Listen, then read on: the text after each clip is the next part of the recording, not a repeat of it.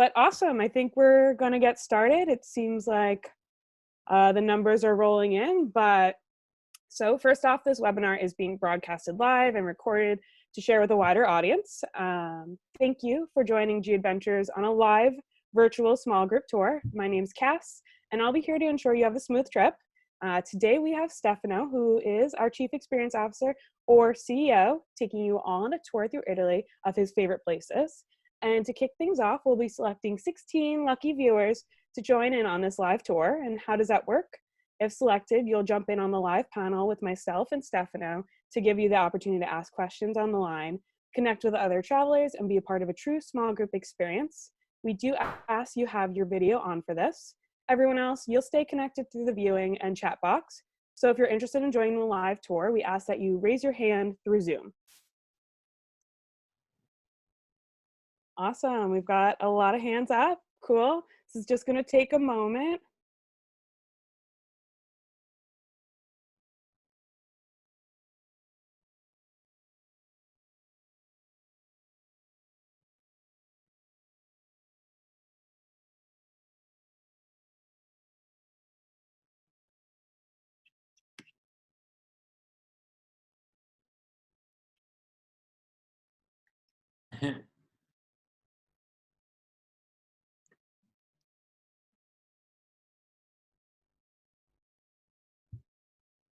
We've got everybody coming in. You make sure you turn your video on or we won't be able to see you. You can unmute your mics and Stefano will kind of start to chat with you guys before we get started. Ciao, how are you today? Good. Good. Nice to see you. Awesome. That's cool. Welcome, guys. It is a very important thing that I need to tell you, and pretty much the most important requirement about all of this. You need to have a drink in your hand, okay? Just like me. Okay, you need to have a glass. Doesn't matter what it is. 10 in the morning, yeah, right. Yeah, okay. Yeah. 9 in the morning here. We're ready. Tequila, grab what we're not here. It's 5 o'clock here. I would like you all to do one thing, to look straight at the camera, drink, and say in Italian, cheers, which is salute. Salute. Salute. Let's cheer then. Let's toast. Boom. Salute. Salute. All right, for now, I'm just going to ask that you mute your mics for one moment. So hi everybody. For our small group here, we have time to chat, answer questions, and then discuss what we'll be seeing, but please keep your lines muted until then. Feel free to use the chat box and raise your hand if you have something to say. I'll be sharing with Stefano the questions you're asking, and you will also have time to unmute your lines and ask them yourself. So sit back, relax, and enjoy the journey to Italy with Stefano. Okay, are we ready? Oh, yeah, see? Andiamo. Share my screen with you. Okay. Just a second. Share screen. Let's share. This one, we don't need it. Okay, present. Okay, good morning, everybody. And I'm here in Toronto. And actually, this tour will start from Toronto, where I am. Right now, it's snowing and it's 3 degrees, so it's not really the best weather ever, but probably it's the perfect weather for us to leave Canada and leave the and go like straight to Italy. I just want to say a couple of things, just like before we start. The quality of the video times might change a little bit depending on your Wi-Fi connection, so some of the things slow down a little bit or if the view is not perfect. It's just because of the internet, we got to be a little bit flexible, but I think it will act a beautiful experience. At the end of basically I'm going to go through a few experiences and places in Italy, and I'm very excited because I'm going to show you some places that I would not necessarily be able to show you if you're on a on a tour, or like some places that Italians experiences that Italians experience. So this is a tour of Italy as a local, okay? At the end of every experience or place, we will have the chance to go through some question and answer situation. So you can ask me all of the most curious things, and also something that you wanted to ask your whole life about Italy and about the beautiful destinations. An interesting thing also is that the experiences will be all across the country, so not just one area, because the idea is to give you an idea of what the whole country is about. So this is like the beginning of this, like at the airport in Toronto, it's icy, snowing in Toronto. This is actually me not looking too happy to be in the airport, but doesn't matter because we're going to move to Italy. We're going to do our Italy virtual tour, and we're going to fly to Italy right now. Do you have your seatbelt ready and everything, buckle up and everything? Okay, let's go, let's fly, boom. Flying to Italy. So this is never a quicker way to fly to Italy. No airport hassle, no security, nothing, okay? We in Italy, we're here, and we're one of the most romantic cities in the world, which is Venice, Venezia. And what do we do in Venice? We don't just go around in Venice today. We have to experience the gorgeous Venetian carnival. Gorgeous Venetian Carnival, you see this beautiful mask over here. This is actually what the Venetian Carnival is about. A couple of information about Carnival. Carnevale, the word Carnevale actually comes from Latin. Carnevale, farewell to meat, in relation to Catholics eating all of the meat they could before the start of Lent.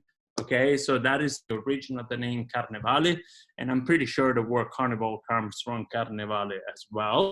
It has been in Venice since 1162. So the Venetians have been doing carnival for so long, and you need to understand that carnival in Venice has always been something way crazier than we can actually think today, because it would go on for months, and it would be like months and months of celebration and parties. And you have to keep in mind that Venice has always been a very wealthy city, beautiful palaces, like trading city, and everything. People wanted to have fun after, doing all of this trading and everything. And so basically, we're going to experience a beautiful Venetian carnival. These are a couple of photos. This is actually a beautiful traveler that was with me, because we have actually a tour that goes to Venice during the carnival. And that's her. This is my crazy group, like in a restaurant that some of my colleagues, CEOs, would probably nice, because it's a restaurant that we go with some of the groups and has amazing food. You can see Orano chandelier in the photo at the very top.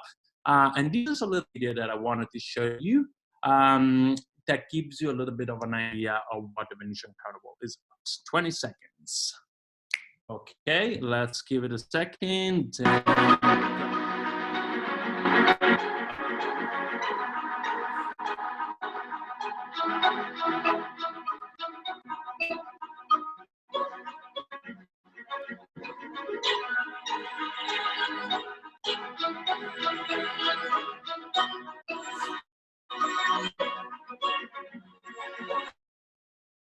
Okay, allora, it's insane, right? Like Venice. Think about Venice as a city that was built on the water.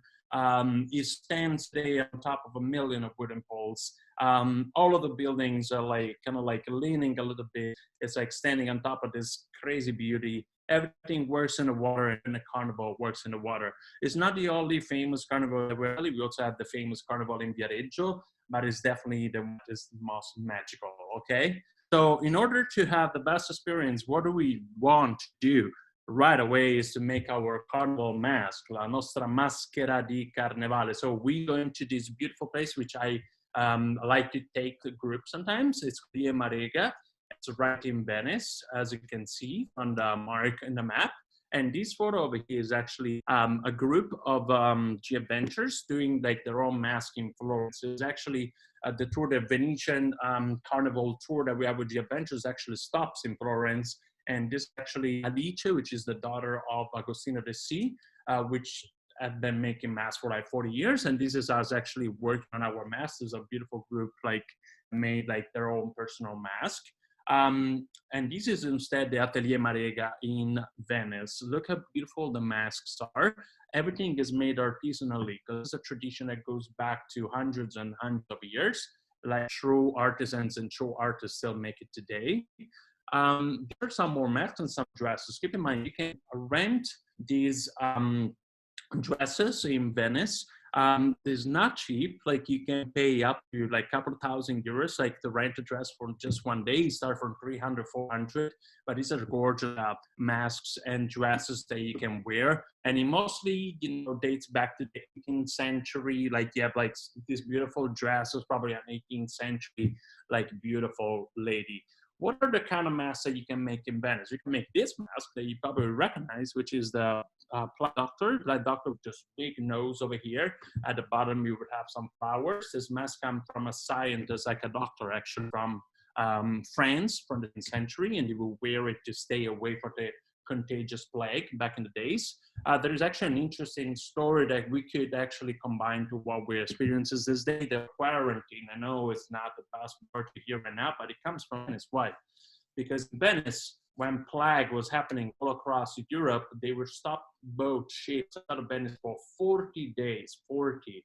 In Italian, 40 is 40. And the word gives actually the other word of quarantena, quarantine. So the word quarantine comes from Venice, from this 4 days time that the ships weren't allowed in Venice, okay? So you can wear a plague doctor, so you can wear the very typical, probably the most traditional mask in Venice, which is the bauta. The bauta, the interesting thing is that you read the democratic spirit carnival. The democratic spirit carnival, because you can be whoever you want. It doesn't matter what is your gender. You can be a male or a female. You won't recognize it. You can wear this black coat that goes all the way down, this beautiful hat. The hat actually, interesting, in fact, holds the mask. And you can basically hide your identity by having this beautiful mask of the bauta.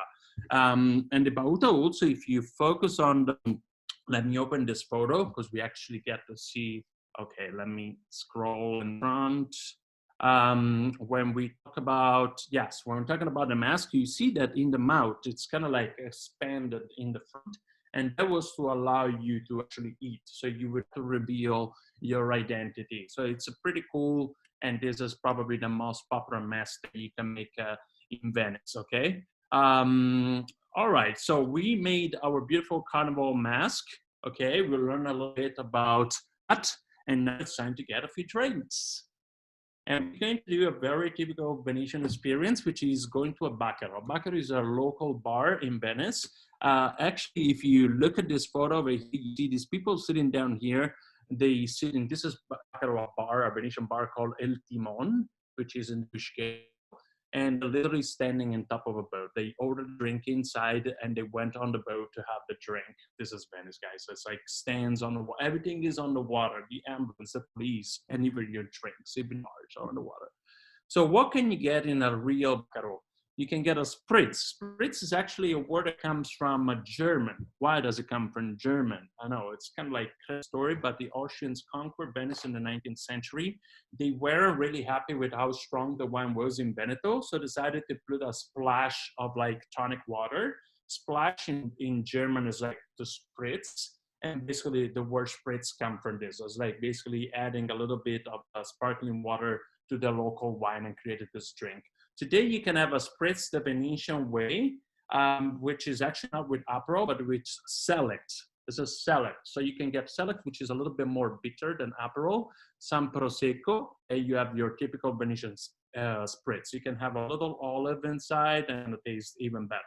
So with the spritz and the Prosecco is actually a massive like of the area because this is Veneto is a Prosecco region. They make up to 80 million bottles of Prosecco in here. We have it for everybody. Don't worry. We get to get like some cicchetti. Cicchetti are not tapas, as you can see from this photo. Cicchetti are like basically tasty treats. Normally they come in the shape of a bread, and on top of it you have some local specialty like seafood, codfish, for example. On a cicchetti is a very common thing to have. It's not a tapas because the Venetian would get kind of mad at you. Be like, how dare you saying that this is like tapas? No, we invented cicchetti before. who knows what's the truth, but anyways, this is a Venetian thing to try. But you can also find a lot of fried stuff. For example, a very popular one, let me enlarge this one because I know you are hungry and you want to have a taste of this. One of the most popular one is actually this one that I'm pointing around, mozzarella. Everybody knows mozzarella, alici, anchovies, €1.50 because they're pretty cheap. And so basically it's like fried mozzarella, some anchovy.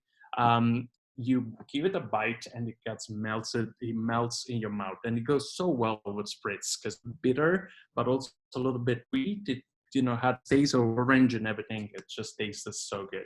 So you can have a spritz or a prosecco with your chiquito, and you can have another very interesting thing about Venice. You can get a glass of wine. Like you have amazing wine in Venice, but the interesting thing about Venice is that wine is called a shadow of wine. You don't get a glass of wine, you get a shadow of wine. Why? Think about St. Mark's Square. There's the beautiful tower. There used to be stalls all around it back in the days, like markets, stalls all around the tower of St. Mark. People were selling all sort of things, and they would drink wine at the same. In order to keep the wine cold, they would follow the shadow of the St. Mark's Tower, so they could keep the wine under the shadow. Okay, and so basically these kind of like tradition gave the name to shadow of wine. So when you go to Venice, you order a ombra de vin, not a glass of wine, an ombra de vin. One interesting thing that I think is going to drive you crazy is this. What is this? It looks like a mom and pop's kind of shop. It is a mom and pop's kind of shop. Prosecco is such an authentic and a widespread excellence of Venice that you can literally go into a store like this, bring your own bottle, and then going to put the Prosecco in it. Yes, Prosecco on draft. That's insane. And they do the same with also other wines. So it's something that's definitely going to take you to decide to come on this tour, and definitely going to take you to those places. I don't know how long we're going to spend in there. That is up to you. So we got a little bit of spritz and chickadee and wine and all these beautiful things. So now we're kind of funny, acting funny. We can barely stand. And please do not fall into any Venetian canal because that will not be nice. These days, actually, I don't know if you saw, there are like literally dolphins coming into Venice because there is no traffic anymore. But I can promise you during Venice, during the carnival in Venice, it doesn't look that pristine in the water. So anyways, we got some drinks. We go to the casino. The Casino Venice, this is a 16th Street casino. It's a noble palace. The casino, it's there because you need to remember Venice back in the days, it used to be a Vegas. It used to be a super exciting place. You would have theaters, cafes, gambling houses, brothels, prostitution everywhere. It was like a city of sin. And again, people would want to have fun. You have to think that Venice was in a trading city. So you have people from the world. Actually, a lot of neighborhoods were like dedicated to specific nationalities. People wanted to go out and have a lot of fun. This was a city where you could have a lot of fun. So during the carnival, you can actually get into the casino, or you can get into one of these gorgeous palaces that you see all around Venice. You can actually become like, dress up like Casanova, because Casanova is not like a fantasy character. Casanova actually used to live in Venice, so you can dress up like Casanova and have one of these insane, beautiful carnival parties. You can also decide to act like Casanova. That's not gonna be my decision. But anyways, yeah, you can join one of these beautiful parties once you basically got your dress or your costume for carnival. These parties start from 500 euros one night and all the way up to a couple thousand euros. What happens is insane. You get to party in these magical Venetian palaces. Look how beautiful they are. They're like decorated everywhere. There are like people from the circus like doing shows, magicians, music, dance shows, all sort of things. So basically, it is the best possible way to experience Venice, how it used to be back in the days in the 17th century, 18th century. It is expensive, I understand, but it's magical. I think it would be worth it, okay? So we got to the casino now. We're gonna have a little detour now for a second. I just wanna show you a typical Venetian thing. This is Libreria Acqua Alta, which is a high water bookstore. And it's just insane because a high water bookstore is just a store that faces right on the canal. It's just to show you how crazy the city is and how special the city is. I don't think that it's anything like Venice all around the world. But basically, high water bookstore, because the concept is to save the books. Even when the sea floods, you get basically to save the books in a gondola. So I'm just saying that gondola in Venice is such a popular way of transportation, even books gets to ride on it to get safe from floodings. Okay, so let's go to the last stop of this Venetian carnival experience. Beautiful three-dimensional view. Look at that. We are right on our Gadventure plane, flying over Venice, San Marco Square. San Marco is the only square in Venice, okay? Because we have other squares, but I call them different ways. This building over here is actually the custom building where the ships used to stop for the quarantena case. But what I want to do, I actually want to put the parachute on and fly over the square as we get to see this beautiful San Marco Square. Okay, so this is Piazza San Marco. This guy is probably drinking Ombra de Vin as well, that shadow of wine. I like to think that. This is the full San Marco Tower that gives the name to the shadow of wine. This is the San Marco Basilica. This is Palazzo del Doge. This square looks surprisingly pretty empty. But what I want to show you is this whole tradition that happens in here at the beginning of every carnival, which is called the Fly of the Angel. The Fly of the Angel is that basically there is a famous person in the show business in Italy, like probably a television character, that gets picked to fly, to zip line from San Marco Tower all the way down to the square. And this is one of the traditional things that happens in the carnival events. I've been there when it was happening, and it's a very special experience. To give you an idea, I just want to show you this video, okay? It's 20 seconds, look at this. Okay.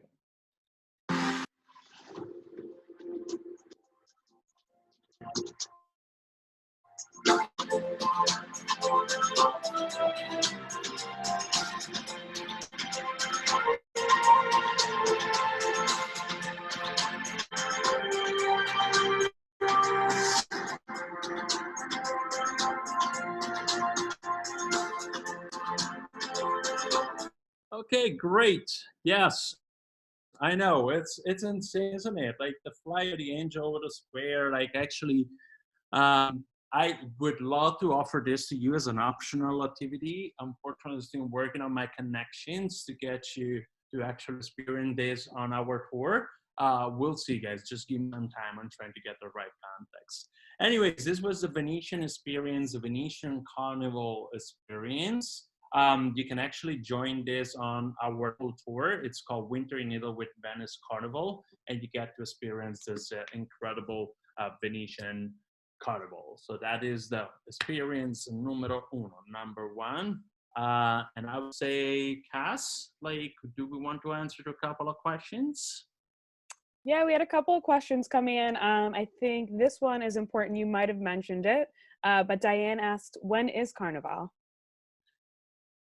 Well, Carnival depends on Easter or when Easter is, but it's normally between February and March. We hope, like most of the time, like when it's March is better because it gets a little warmer. But yeah, it's about February or March, and it lasts a very long time because they have so many different, situation things that are happening, like events that are happening. Definitely. We had a lot of excitement around the food, around the mass, around Carnival. There was a request, if possible, if we can just kind of see the pictures bigger when you showcase them, because they're amazing and people just want to see them a little bit better. But if anyone has any other questions, you can drop them in the chat box, or any of our travelers in the group, you can unmute your mic and ask them. Otherwise, we can head to our next destination. All right. Okay, ready for this. So, okay, we can to jump on our plane and go get some relax right now, because we've been walking a lot around. So we're going to go to a beautiful region that's called Tuscany. Flying over Italy, leaving the lagoon, getting to kind of like the center of Italy, center north, and we're going to the Cascate del Molino. Keep in mind, this is a destination like that normally would take, like from Venice, it would take about 3 to 4 hours to get there because you had to get a fast train from Venice to Florence, then probably rent a car and drive all the way here. Today, it's taking us not even 10 seconds to get here. I want to show you the Cascate del Molino because this is beautiful natural hot spring in the middle in the heart of Tuscany. Look around you, all these beautiful Tuscan hills and everything. And you see these cascate, which means waterfalls, a molino, like windmill. They're basically like free hot springs in the center of Tuscany. Now, we might know Tuscany. Let's plane down so we actually get to see what we're talking about. Tuscany, you might know, it might be famous for their wine or the cheese and all of that, but something that you might not know about Tuscany is that Tuscany is also a volcanic region. It's always been a volcanic region, and so there are hot springs everywhere. I mean, the water here is so warm. You can go here any time of the year, doesn't matter. You're gonna have a blast. This place is free. It's in the middle of Tuscany. You can just run around, buy your bottle of wine, or do my favorite suggestion for this, which is a BYOP, bring your own Prosecco. So maybe the one that you got in Venice from the place on draft. You can bring it here, pop the bottle of Prosecco and have the best day here. I came here in the winter, it was cold water, so warm, and I have a blast, like a great time. Just so you can see in here. Are you sure you want me to a largest photo? Because I don't know if it's the best photo to a large. Okay, sure. This is me and my girlfriend. We're having a great time at the beautiful thermal baths with our beautiful Prosecco. And keep in mind, this is actually a beautiful little town called Pienza. It's just around the area of Tuscany. Look how beautiful it is. Actually, around here was filmed the beautiful movie The Gladiator. This is actually the beautiful group, like cycling group that we had like during the cycling tour of Tuscany, because you get to experience like hot spring in the cycling tour of Tuscany. And this is actually my colleague Veronica, which is actually bathing with a few travelers because that is, like I said, hot springs are all over Tuscany. So in this town here is called Bagno Vignoni. You can get there on the hot spring in the Tuscany cycling tour, which is an active tour. You get to cycle every day 30, 40 kilometers, around 30, 40 kilometers. But then at the end of the day, you get to have you can have this hot springs and it feels really, really insane. So yeah, so this is my second experience a hot spring in Tuscany. So yeah, so I'm excited to hear if there are some questions about this.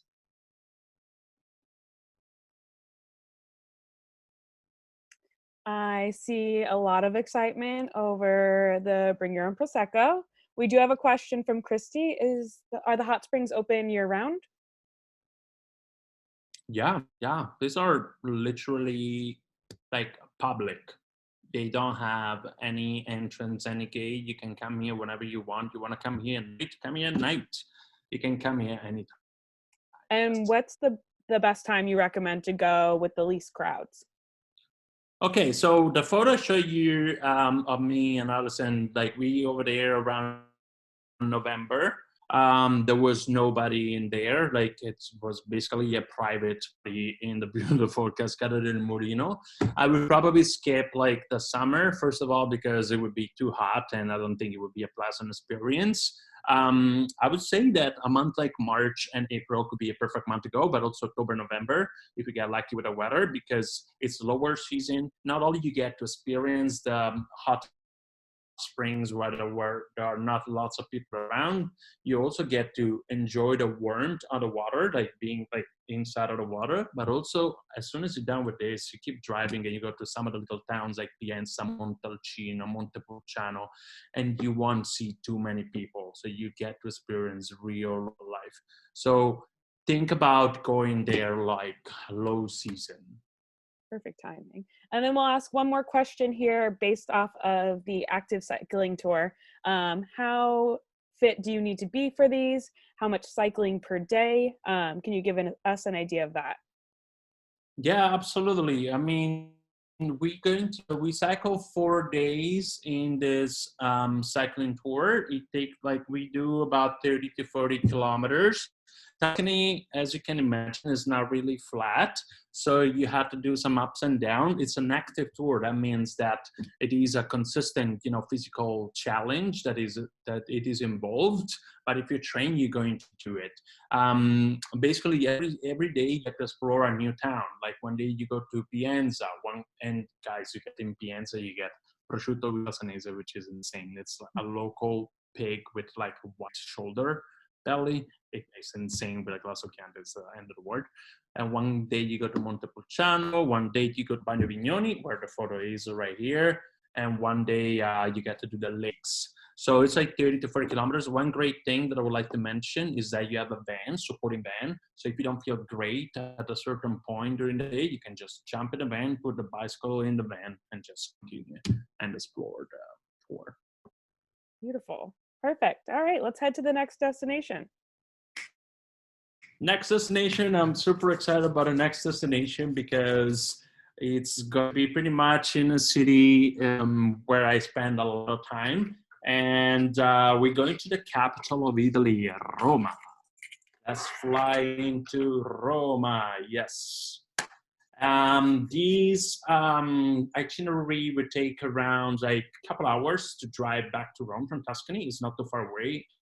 Italy is pretty small. I mean, I'm in Canada. This place is huge, but Italy is pretty small. You can go from place to place, drive in a fairly short time. So today we're in Rome. We're doing the Rome Derby. The Rome Derby in Italian. Actually, we use the English word derby that with this Italian accent, thick Italian accent. Derby is basically a match between the city's teams. So in Rome, we have two teams, it's Lazio and Roma. I am a huge Lazio fan. Look at me with my full Lazio shirt. But anyways, before we get to the game, like we start here in Ponte Milvio. Ponte Milvio is a bridge of Rome. There was a famous battle that was fought here during the Roman Empire. We're going to have a very typical Roman experience. Before we get the game, we get pizza butter slice. This is actually bone cheese pizza butter slice. Bone cheese, like kind of like a guy that revolutionized kind of like the concept of pizza, make a pizza kind of like a gourmet product. So you get to do the Roman style slice, which is very different from any other city in Italy. Because pizza butter is like something that you get like your 2, 3, 4 slices of pizza. So you try them all. It's like a little bit thick, but it's crunchy. So you get this crunchiness of the pizza and the beautiful fresh ingredients that are on top. Like, look at that beauty. You can spend a whole day in here.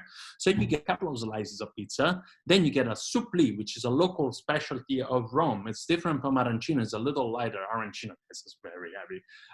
It's like tomato rice with some mozzarella melted inside, fried on the outside. It's the end of the world. It costs around €1. Get this, you need to eat this fresh when it comes out from the fryer, because otherwise it's not going to be that good. Now, the beautiful thing that the soup does is that when you break it in the middle, it kind of creates a telephone kind of situation, because the mozzarella in the middle melts and you can kind of like talk on the phone with it. And actually I found a fun of me doing that. Look at this. So that is the effect that you want. Me being the happiest, just eating a suppli and all of the mozzarella is melted. And I'm clearly very happy about it. Okay, then you're gonna have some peroni with your Lazio friends. Actually, these are some friends from Sweden. This is a very rare photo of me without a beard.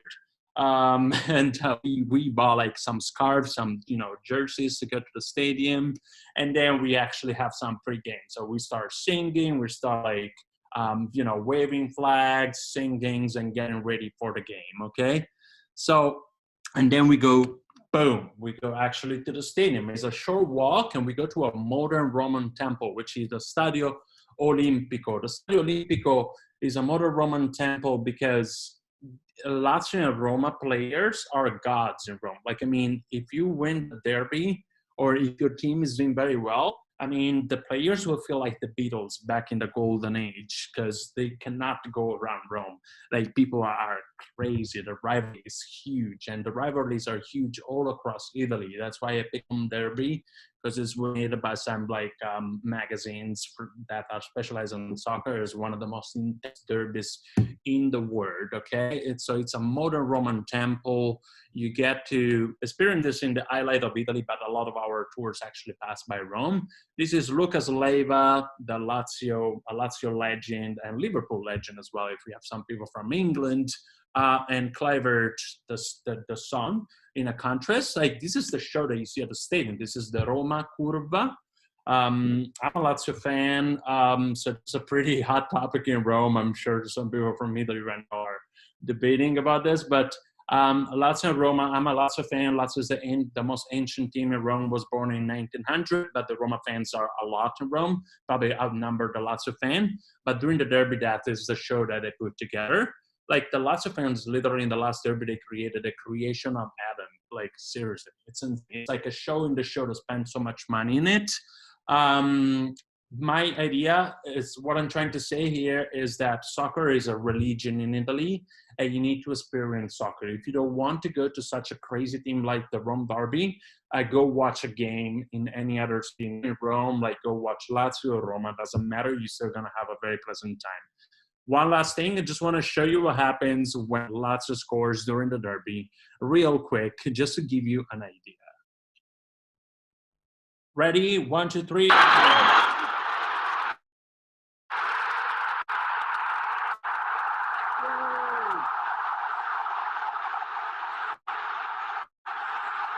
Yep.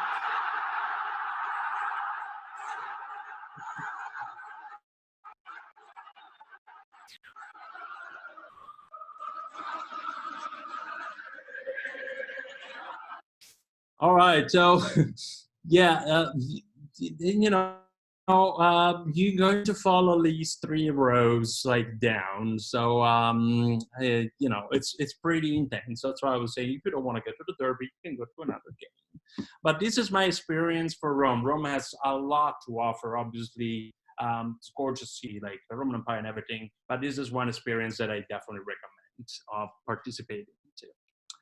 Yeah, so we have questions. So what is the best time of year that our travelers should plan to go to Italy if they want to go to a soccer game? Okay, the season starts at the end of August or beginning of September, and it ends in May. So I think a very good time to go is like April, because April is by the end of the league. So the games get very intense because they're very important at that point, because they're about to determine who's going to win what. And so like, oh, even May would be a great time because May is right at the end. Let's say that you have 2 points, like the first and second is just like 1 or 2 points away. You go to a game and people are really going to be super involved in the game for sure. So the stadium will be looking like that video you just shared. Yes. Perfect. And do any of our travelers on the line have a question? Maybe they want to unmute themselves?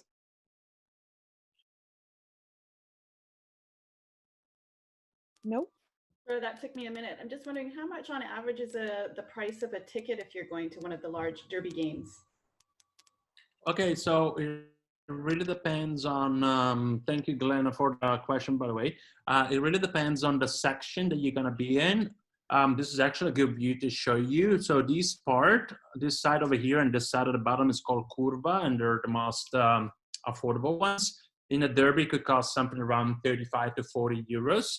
And then you have the Tribuna Tevere here and Tribuna Montemario. This one is cheaper than this one over here on left.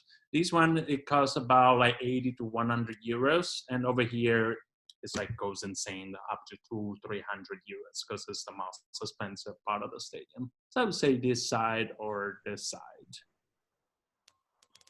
Nice, thank you. So it's affordable. Yeah, no, soccer is pretty affordable in Italy. I would say it doesn't get crazy as like here, for example, in Toronto, when if you go to hockey and all of that, like you might spend way more money. It's affordable, it's doable. Why are you in Toronto now? Well, I started like an apprenticeship with Gadventures in January. So I'm trying to understand how marketing works in January. in the base camp office, which is the main office of Gadventures.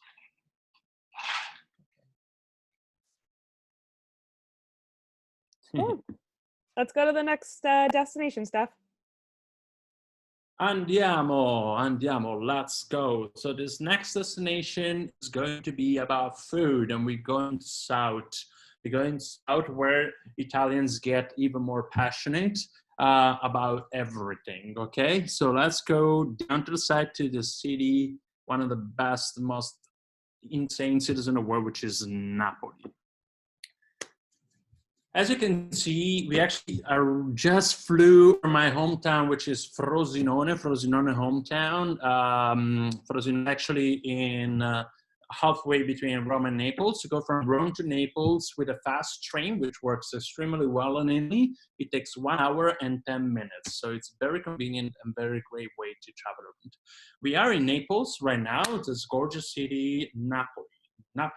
So we're flying with our Gadventures plane. We're flying over the city of Naples, and especially this area is called Quartieri Spagnoli, the Spanish neighborhood. Napoli was under Spanish domination for a very long time. And so basically the Spaniards decided to build this Quartieri Spagnoli as military barracks. But after they left, because Italy got unified in 1861, so they left, and this became a very highly densely populated neighborhood, okay? And it's one of the most, can I say, traditional neighborhood. You know, when you think about Italy, like, you know, the clothes that are hanging from building to building, that is exactly the kind of experience that you're gonna get in the Quartieri Spagnoli. Today, I want to show you something insane about Napoli. Of course, I think everybody knows that Napoli is the birthplace of pizza. But maybe you don't know that in Naples, they also make something that is called fried pizza, pizza fritta. And what's the story behind it? The story behind the pizza fritta is that after the Second World War, Napoli and all Italy were not doing great, obviously. Lots of brick oven were destroyed, like there were not a lot of beans. And so the Napolitans are still wanting to have their pizza, because pizza is something that you cannot say no to anyone. They started to fry actually the dough and to make this fried pizza with whatever ingredients they have. This is Fernanda. This is a local lady in the Quartieri Spagnoli, and she's been making that following her mother. So basically her family has been making fried pizza for 100 years. Now the interesting thing about it is that they would basically do this, like just open their store on the street, just like that. Like they would make the pizza on the street. There weren't even stores. There were just like kitchen that open up in the street and they sell the fried pizza in there. Fernanda's been carrying on this tradition, even though it's getting a little bit extinct in Napoli. And basically another interesting thing that it used to happen here is that they would give this fried pizza even to people that couldn't pay the same day. In fact, they call it oggi a otto, which means that oggi, today, you put down the name of the person that bought the pizza, and 8 days, 8 days later, you would come and pay, because there was this level of trust that is typical in these local communities. Now, what is a pizza fritta about? Pizza fritta is a fried dough, crunchy but soft at the same time, and inside you have this. The beautiful tomato with the ricotta, with mozzarella, and something that the Napolitans call ciccoli, which is basically all of the fat parts of the pork. This thing is insane. And you need, if you are a foodie, or even if you're not a foodie, you need to try this in Naples. Yes, pizza have pizza, all of the papadas, frittelle, all the things, but you need to try fried pizza from Fernanda. Basically, you're sustaining a local business and a local tradition, and we love doing that at Gadventures. We truly do. Okay, so here's actually a photo of a beautiful grip I had in January. This is actually taken in January. They just had their fried pizza and they're very happy, as you can see. These are the prices. Look, the fridge down here is where she gets your beer, your Peroni beer, or your Coke to go with the fried pizza. It looks like someone's house. And that's what I love about it, how local it is. And also Martina and Sarah is like day and night, like morning and night. So she's always making pizza fritta. Fernanda, by the way, she's such an hilarious character, super Napolitan, like lots of sarcasm, very nice. Grande is big, €3. Small is piccola. Piccola is small, €2. Interesting fact, the piccola is enormous. So you don't really need the grande. and it's only €2 because it's street food, it's affordable, it's for everybody. So yeah, and this is actually a really cool neighborhood. The neighborhood is the Quartiere Spagnolo. You can see like the true passion of the city. This is Maradona, beautiful mural of Maradona, of a famous street artist. Maradona, if you ask the Napolitans, do not ever argue with him as the best soccer player that has ever lived. He played in Napoli for many, many years. He's God in Napoli. There is a bar that literally keeps his hair in a shrine. I mean, that's like how crazy it is. And Napolitans are obviously super attached to soccer. If you think about it, once again, it's about being local. I'm Napolitan, so the best way to show that is through soccer. I'm a Napolitan fan. So you're going to see this going around the neighborhood. And you're going to actually find also Fernanda's sister. We are all about family businesses in keep the money in the family and supporting local family businesses. This is actually Fernanda's sister, that just like her sister, 200 meters away from where she's making fried pizza, she's making fried pizza as well. So that's really, really amazing. Oh, and this is just like how Napolitans react to pineapple pizza, but that's another thing I don't need to show that to you. All right. I don't know how you feel about this fried pizza, if you have any questions about it. We did have a couple of questions come in. One of them that I captured was by Sandy, and they're wondering, is there an opportunity for cooking classes with locals on Gadventures trips? Oh, absolutely. Just all the time. Now, the interesting thing, and that's a good question actually, is that we can experience this fried pizza in Napoli in the Sorrento local living, but also in Amalfi local living because it started in Naples. But actually, when we go to the actual to Sorrento or Amalfi, you're going to have cooking demonstrations that are included in the tour. So you will have actually Ida or you have Michela in Amalfi that are going to show you how to make like pizza, how to make pasta, tiramisu. So you're gonna have like a great experience with a local like family, which is just, you cannot pair that experience with anything else. Definitely. So we also got a question from Janet, and she said, Steph, can I get fried pizza in Toronto? I live in Toronto too. And maybe you could make some fried pizza. I am a big fan of business ideas, especially the crazy ones. We can do a fried pizza and we can put poutine inside. Why not? The perfect Canadian Italian blend. Yes, and then we just do this to every customer. Perfect. A little fusion. A little fusion, yeah, I love that. Awesome. Is there anybody on the line who maybe has a question and they want to unmute themselves? What do they put inside the fried pizza? Yeah, so they put pretty poor ingredients, mostly ricotta with some black pepper, some mozzarella, and normally it comes with this ciccoli, which is kind of like the fat parts of the pigs. So you cook the fat part of the pig and all of the fat comes out, and then what you have is like little parts of the pig or the sausage that gets into the beautiful fried pizza. So Ronald is not the lightest snack, but I would say that Napoli is not about light food. So if you go in there, get ready to put on like a couple of kilos, but it's gonna be worth it. Sounds amazing. I guess I think we're all getting pretty hungry here, so maybe we should take it to the next step. Yeah, let's go hiking now. This is part of the same experience because we had fried pizza. Now we have to go for a beautiful hike, and we're going to the Amalfi Coast, guys. It would take normally around an hour and a half to drive there. Our driver Renato will take us to the Amalfi Coast. I know all the Italian CEOs are laughing right now. Bye guys, hi guys, I want to say hi to you. But anyways, we're going to do a beautiful hike in the Amalfi Coast. I'm not taking you to the Walk of the Gods, the Cammino degli Dei, because I'm taking you to the Tre Calli, because it's the local hike the locals know about, where you get to see this gorgeous view of the Amalfi Coast. And look how cool Google Earth is, by the way. Like, it's literally showing us all around the Amalfi Coast, going all around. But what I want to do is actually to plane over, oh my Let's see if I get to go all the way down. It's a little slow. This is internet doesn't necessarily go. Okay, let me go on top. Okay, perfect. Let me fly down over here. Okay, perfect. So this is, boom, the kind of view that you get when you do the Tre Calli hike. Honestly, I think this is a much better view than the Walk Like Gods because you are much higher. And you can see also from the photo on the side.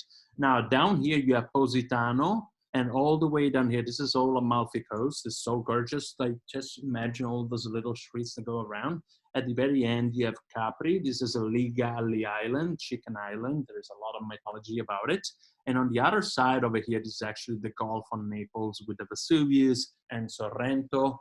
And why am I taking you to the Tre Calli hike? Because when we go to the local living Amalfi Coast, the last day we normally do this Tre Calli hike, which is a hike that is for locals. Because not a lot of people are aware of the Tre Calli hike. It's a hike where I don't ever see anyone else apart from us, from Gadventures group.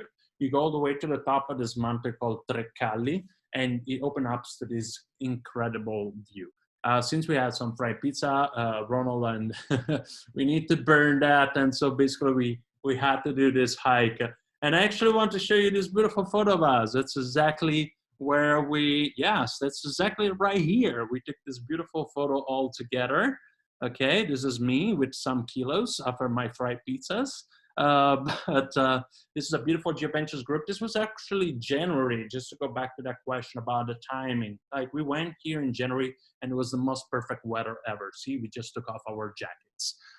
This is actually what awaits for you right after the hike. It's a cooking demonstration someone asked before. So I'm glad I had this photo for you. This is the kitchen in the Agriturismo Sant'Alfonso. This is Nicola over here. He's probably making some gnocchi because I see some potatoes in there. Everybody's trying to learn how to make it. And this is the food that is going to await for you at Agriturismo. Everything is local, 100%. Everything comes from the farm, or if it doesn't come from the farm, it comes from the guy next door. Look, this is the appetizer, primo.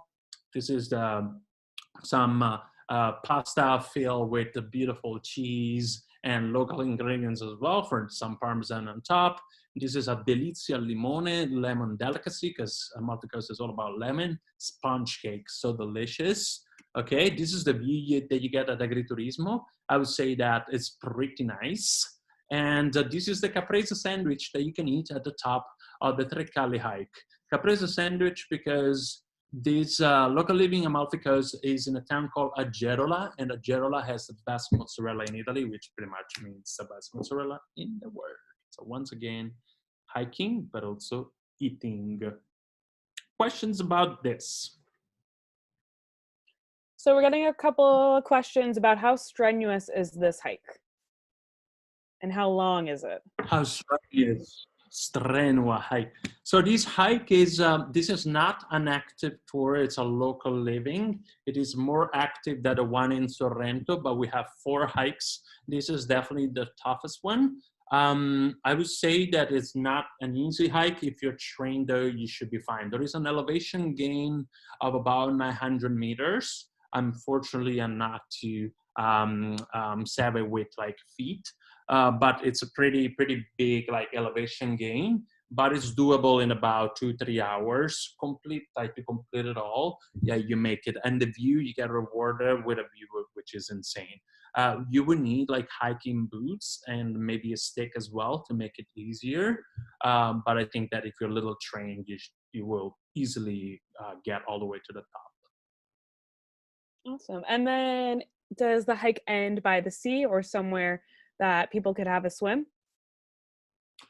All right, that's a good question. No, the hike doesn't end on the sea, but the beautiful thing about Amalfi Coast is that you can literally hike all the way down to these beautiful little beaches, like hidden beaches everywhere. So from here, from where we're standing right here, from this like little monument over here, in about an hour and a half, you can actually walk all the way down to the beach, because you can actually go back to the Agriturismo, and then in the Agriturismo, you actually have a path that goes all the way down from the Agriturismo, 30 minutes, you're all the way to the beach, and you can jump in the beautiful Mediterranean Sea.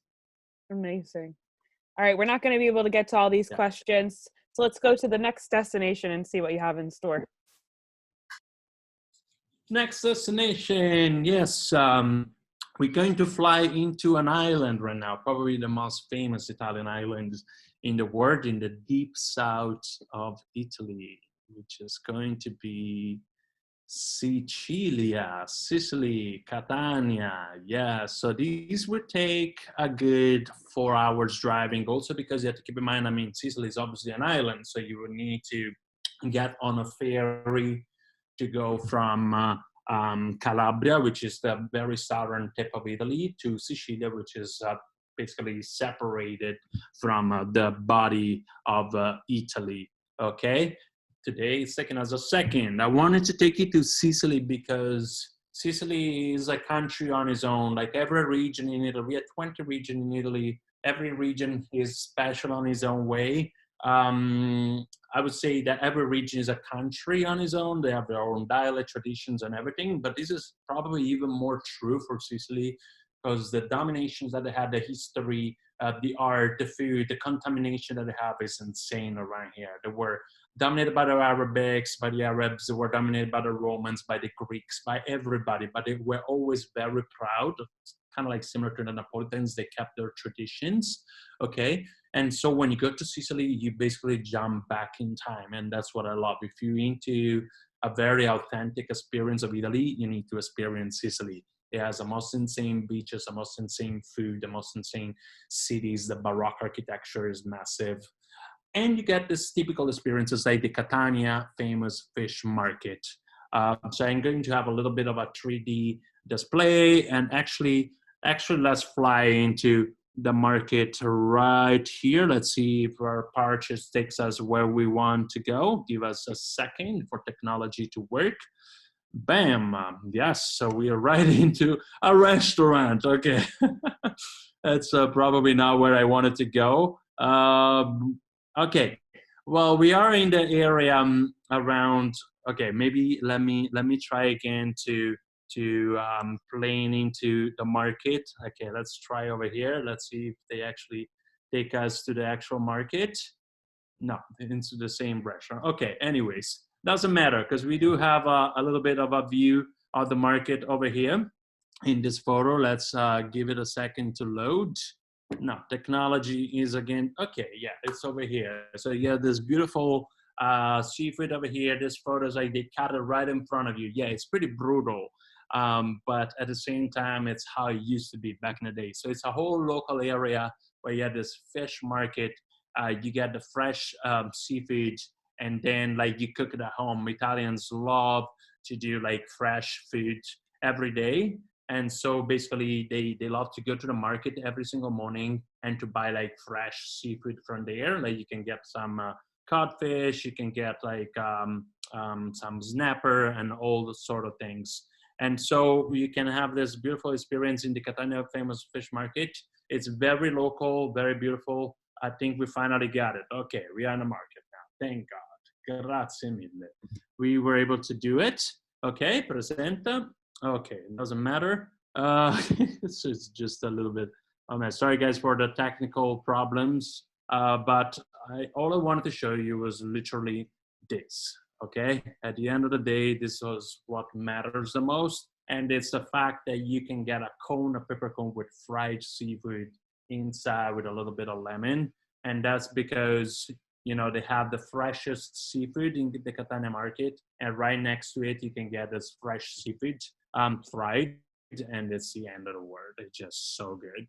You need to try it. A couple of stops away, we're actually going to indulge a little bit in the desserts, okay? And we're going to plane down to one of the main squares of Catania, which is the piazza with the little elephant, which you see, beautiful statue of the elephant. Let's see if, yes.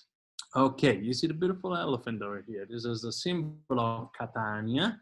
Okay, this is the main square. The famous fish market is actually down this road over here. And once again, I need to introduce you to a couple of very interesting Sicilian dessert, which is the Minna di Sant'Agata. This is the embrace the bizarre moment. This is one of our core values in Gadventures, is embrace the bizarre. We love to embrace the bizarre. And why it is an embrace bizarre moment? Because the story behind this dessert is actually pretty bizarre. And this Sant'Agata is a saint from Catania that was harassed by the Roman governors when the Romans used to rule over Sicily. They wanted to take advantage of her, but she resisted. They cut her breast off of her chest, I know. And the Catanese people, in order to honor her for her martyr act, they decided to come up with this dessert to remember her. Sant'Agata, so this is the Minna di Sant'Agata, the breast of Sant'Agata that got turned into a beautiful dessert.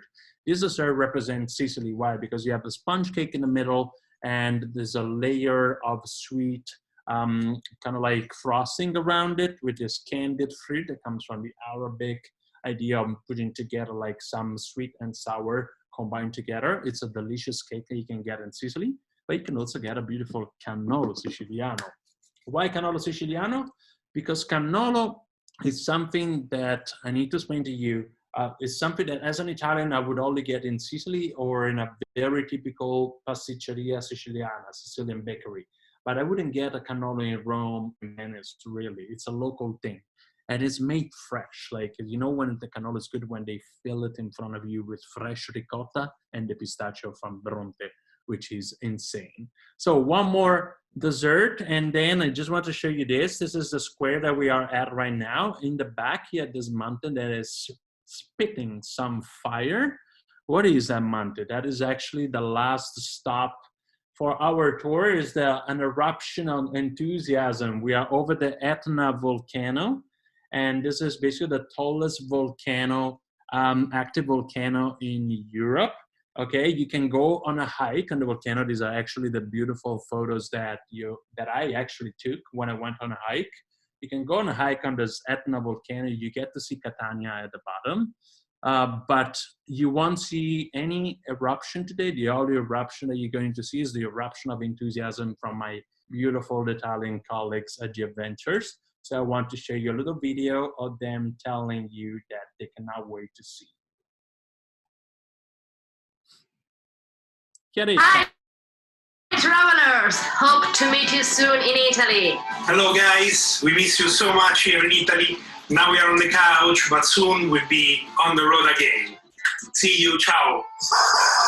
We can't wait to internet. To have you back, guys. Big hug from Sicily. Ciao. Where are you guys? Come back to Italy. We will be stronger than before. Kiss Anna. Guys, Italy is waiting for you. Can't wait to see you all. Ciao. Hello, everybody. We are waiting for you in Italy. Cheers. Hi, everyone. This is Veronica. I can't wait to show you my beautiful country. Ciao. Hi, guys. This is Elisa, your Italian CEO. This is a great pizza, and we're waiting for you. Hey, guys. This is Pepe, and this behind me is my wonderful hometown in Italy. Come back soon. Yay! So it's an eruption of enthusiasm, as you could see. And on behalf of everybody, the CEOs in Italy, I want to say that grazie mille for being here today. And we're waiting for you in Italy. We cannot wait to show you our country. For the moment, let's stay connected, let's stay home, and let's keep dreaming, because nobody can take that away from us. Grazie mille. That was so amazing, Stefano. That video really brought it home, I think, for all of us who are aching to travel right now, and especially see beautiful Italy and see those beautiful faces that we can't wait to visit. I want to thank all of you for taking the time to connect with us and join Gadventures for our live virtual group tour. I know Stefano gave us a taste of Wanderlust and what we needed during this time. I know we'll all be looking to book that trip soon, but for now, we'll stay home and we'll stay connected.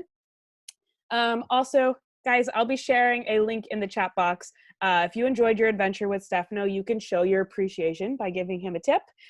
It'll be through a link with PayPal. 100% of this money does go to Stefano. It's helping support him until he's able to get back to what he's doing best, and that's sharing our world in real life. So if you do have any questions, we'll hang on the line a little bit longer. I dropped that link in the chat box, so make sure you grab it there. Otherwise, thank you so much for joining us. Grazie.